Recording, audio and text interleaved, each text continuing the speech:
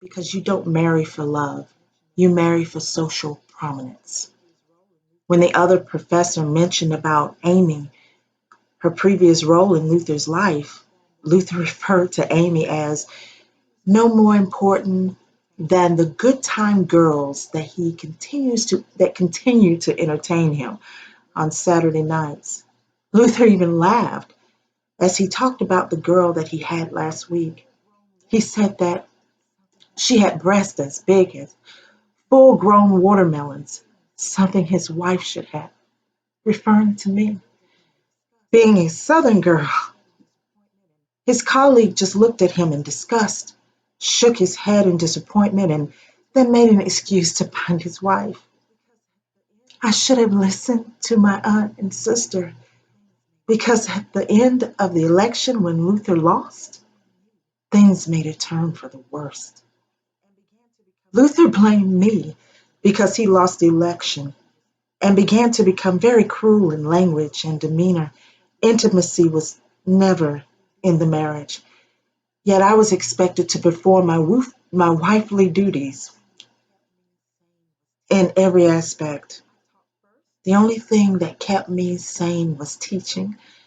I taught first through fifth grade at the little schoolhouse not far from our house at New Day.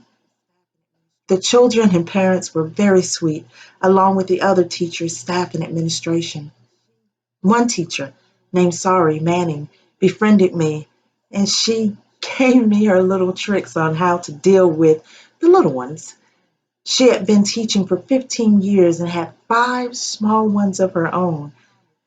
Luther did not like the fact that I was spending so much time with her, since her husband, Truce, was a major supporter of his main rival during the campaign. Okay. Mhm. Yet I believed if it wasn't for Sari Manning, I would not be alive today. Sari noticed that I was not feeling well at school.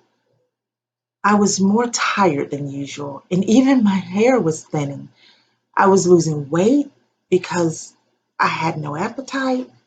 My eyes had dark circles. I thought that I was just stressed and tired and that the illness would soon pass.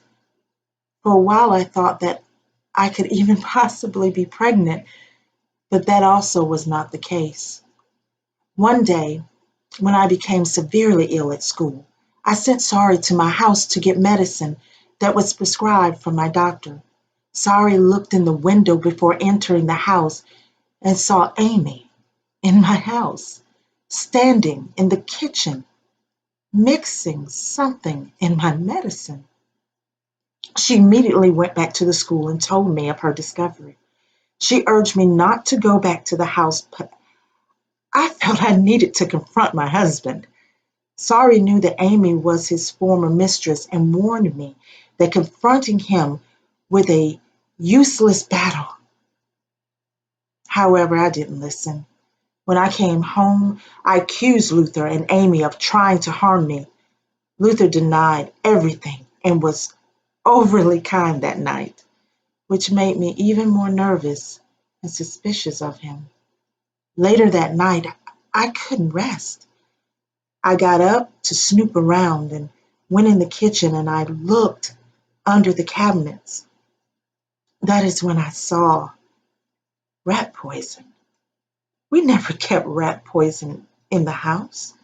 We surely never kept it under the cabinets with extra flour, sugar, and meal. Luther snuck up behind me as I stooped down looking at the labels. I couldn't hear him, but I could feel his evil presence hovering behind me. I felt like there was a large black cape of darkness that was trying to overshadow me, like a vampire bat waiting to blindly strike. I turned around and asked him why Amy would be in the house and why was she holding my medicine in the kitchen, like Sari said, when I normally kept my medicine on the living room table. Luther looked at me for a moment, so calmly, knelt at my eye level. He became, then suddenly he became infuriated with my, I'm sorry, what is it? Then suddenly he became infuriated with my, I can't say. Then suddenly he became infuriated with my insinuations, and then first slap went across my face, which knocked me back into the cabinets. Then all of a sudden he stood up, looked at me with this evil grin on his face, and confessed. As I looked in his eyes that turned red and the dark grin that emerged, it was like pure evil contoured the dimensions of his facial features. The true demon surfaced through his man that I lived with, sacrificed everything for, shared my bed, and loved. He said that I was only dead weight, and if Amy had more intelligence, he would have been able to bury me last week. Then he began to slap me around again, grabbed me by my neck, of my throat, and drug me out of the house in my nightgown. He slammed the door on my head, and my hair got caught in the hinges of the door. As I tried to free myself, some of my hair came out at the root. Luther opened the door wide and then kicked me in the back, and I rolled in the front yard. I saw flashes of light flickering as the curtains of the other houses moved in the windows, but no one opened their doors to help me that night. He owned the house before we got married, and with his political pull in the community, no one would believe such an outrageous story. And if they did, like my neighbors, they would not get involved. I had no rights to anything. The local police didn't care about a black woman and her husband's quarrels. I walked to Siri's house barefoot in my torn nightgown and nothing else. Her house was about 2 miles away, and although I was weak even before the battle, I walked barefoot through the grass, the pouring rain, and the mud. I fell on her porch and scratched lightly at the bottom of her door, like a kitten caught outside in a rainstorm. Her husband, Truce, and their 2 sons came to the door and yelled, "Siri!" Siri and their daughters came to the door, and they sat me in a chair in the kitchen. Mr. Truth, he brought in a bathtub of water with his sons, and they left us girls alone in the kitchen. I just sat there in the chair, exhausted. My lips were swollen and busted. My gown was torn in places that should have covered privacy. I just sat there with my lumped body and stared at the wall. Now I know this is going to sting a little bit, but we just going to clean up your wounds, Siri said. Then she told her daughters to bring one of her dresses. Which dress you want us to bring, Mama? The prettiest one in my closet, Siri said, as she slightly smiled at me. I looked down and I saw the bucket of bloody water, and I wondered how in the world I made it there. It had to be God, the same God who had forgotten since Luther entered my life. I let evil into my life, ignoring everything in me, and now I was held captive by it. But God still loved me. Sometimes he sends angels to help us along the way when we fall.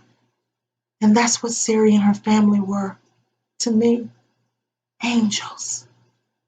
That morning, Mr. Truce and I were sitting at the breakfast table while Siri was preparing the meal. He looked at me and said, Miss Lily, we are your family now. We got you back. I am the man of this house, and no one ain't going to come here disrespecting you.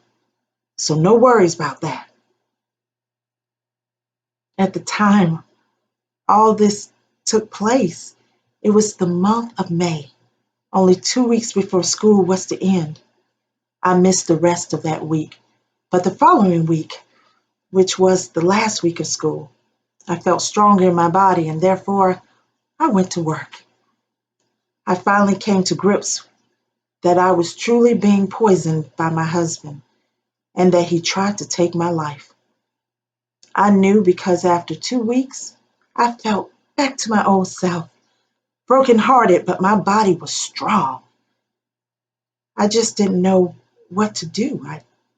Didn't know, I didn't really want to go back to Atlanta, and I was too embarrassed and hurt to stay in Washington, D.C. Siri said that I could stay with her until I decided what I wanted to do, and I was so much appreciated. And I so much appreciated that. She gave me a few of her blouses and skirts to wear and treated me like I was her long lost sister. My dear sister Siri, my angel.